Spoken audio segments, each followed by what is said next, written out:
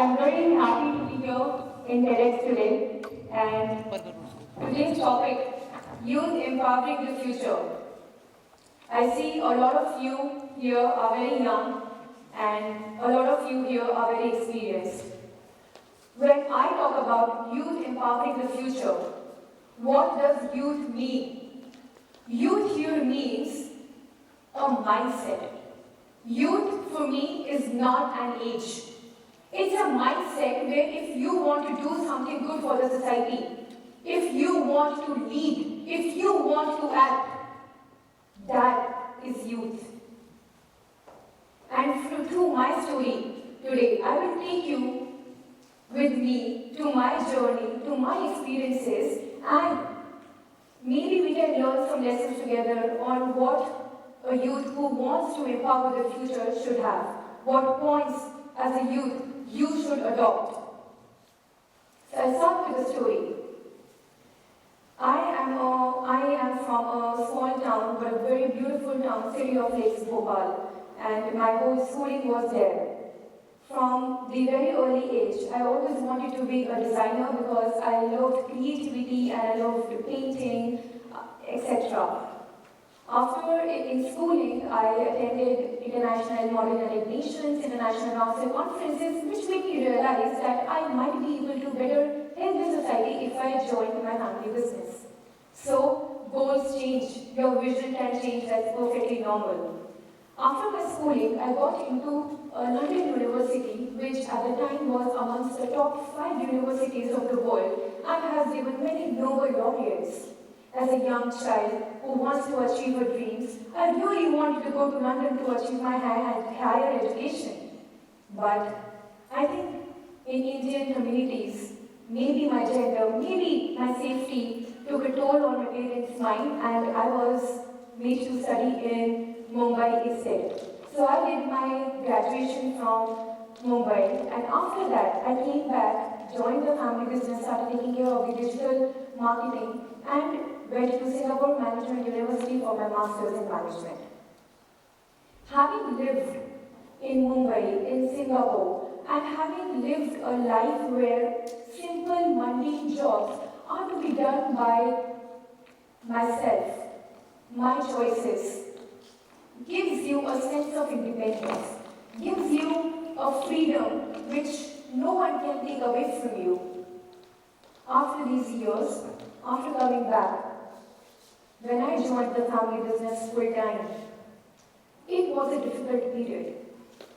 It was a period where your elders expect you to be a certain way, but you, just out of that cocoon of college life, you have a different way of thinking, a different way of looking at things.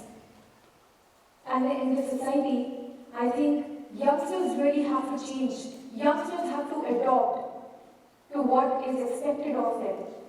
For a while, for a few months, I found it very difficult to adjust. Because imagine being pushed in a moving train by choice. I wanted to be here. Being pushed here in a moving train where the train is running at a very fast pace and you have to take the steering wheel. The toll it takes on your mind. But what made me stay here? After a few months, I wished I would go back to Singapore, and I tried. But something made me stay here. I had a job offer from Singapore also. While I was studying alone, when I was living alone, I realized that happiness is the key. Happiness is the purpose of your life. It was of my life, to be happy. And when I came back, I was trying to find happiness just to fulfill me. And I thought, is that the reason that I'm not happy? I changed my perspective and I started looking for happiness in the people that we were serving. The people that we were serving through real estate or the people we were serving through education. That gave me a lot of joy. That gave me a lot of happiness. And because I reminded myself of that purpose to help society, that was the reason I joined the family business. Everything seemed possible. Everything seemed that it can be done. I can move forward. My acceptance level grew. I used to look at things a different way. I used to listen to people a different way. I used to react a different way.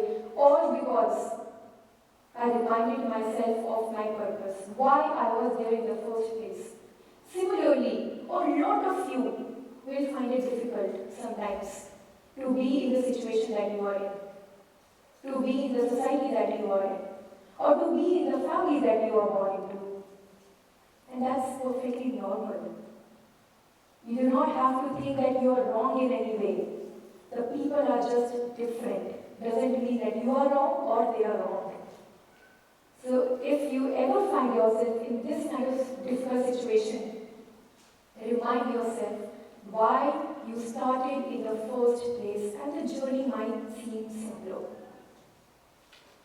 I find it so happy when I see a parent or a breadwinner of the society holding keys to their house and the kids jumping in the garden that yes, I got a home. Or a school child who decides to have a first poem.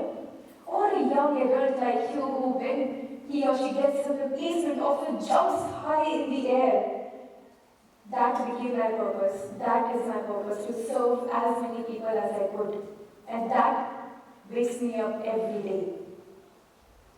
Second point I think every youth should adopt if they really want to empower the future is to have a mentor. In my life, there were many moments where I wanted guidance or counseling. And with each of you, it might be the case.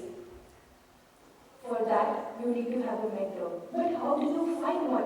How do you know if this mentor is right? What I do is, I look at the intention. It is very important for any relationship to work if you look at the intention of a person and sometimes let go of the words of that person. A mentor is not a person who will say yes to you in whatever you want in life. A mentor is someone who has the larger vision and might be harsh on you sometimes, but that's for your betterment. If you have this acceptance power, then I think even if that mentor pushes you towards your boundaries, you will be able to handle it. You will not break. And if you really want to change the world and be a change maker, you need to have a mentor.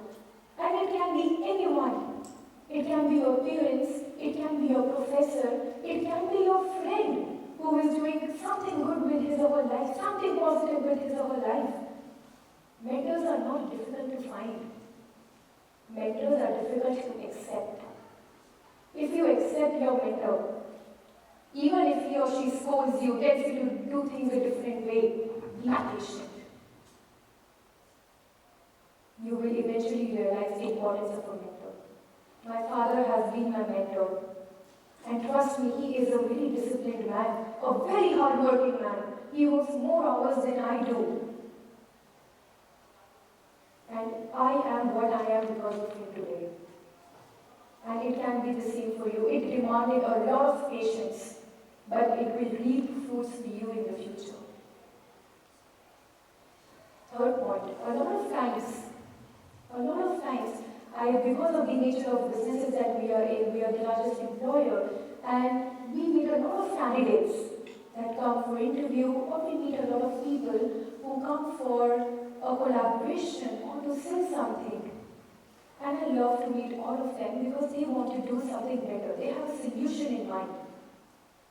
Similarly, sometimes I also meet people who think that they are the best, who think that the world revolves around them.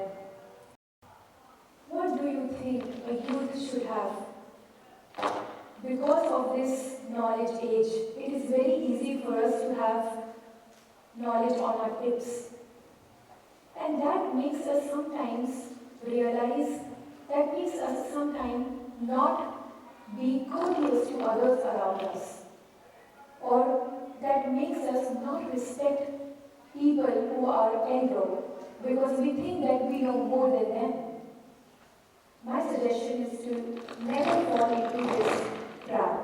Never fall into the overconfidence or ego trap, because it might burst anytime.